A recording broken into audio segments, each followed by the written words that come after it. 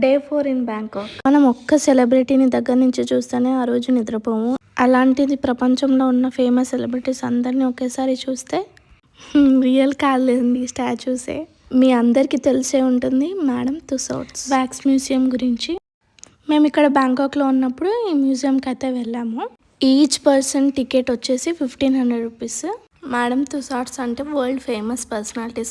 Wax స్టాచ్యూస్ని రియల్గా ఉన్న వాళ్ళలాగా క్రియేట్ చేసి డిస్ప్లే చేస్తారు. మ్యూజియంలో ఎంటర్ అయ్యాక డిఫరెంట్ సెక్షన్స్ ఉంటాయి. Cinema celebrities, sports stars, world leaders, musicians, మన ఇండియన్స్లో విరాట్ కోహ్లీ అండ్ మెయిన్గా మన టాలీవుడ్ని రిప్రజెంట్ చేసే రెబల్ స్టార్ ప్రభాస్, ఇంకా బాలీవుడ్ సెలబ్రిటీస్, ఇంటర్నేషనల్ సెలబ్రిటీస్, వీళ్ళందరు స్టాచ్యూస్ కూడా ఉంటాయి.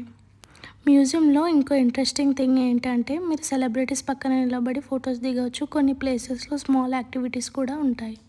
ఇవన్నీ చూసాక మనం పైకి వెళ్ళి చూస్తే ఈ స్టాచ్యూస్ ఎలా తయారు చేశారు, వీళ్ళ మెజర్మెంట్స్ ఎలా తీసుకున్నారో అన్ని డీటెయిల్గా మనకు అర్థమయ్యే విధంగా ఉంటుంది. మీరు బ్యాంకాక్ వెళ్తే తప్పకుండా విజిట్ చేయండి.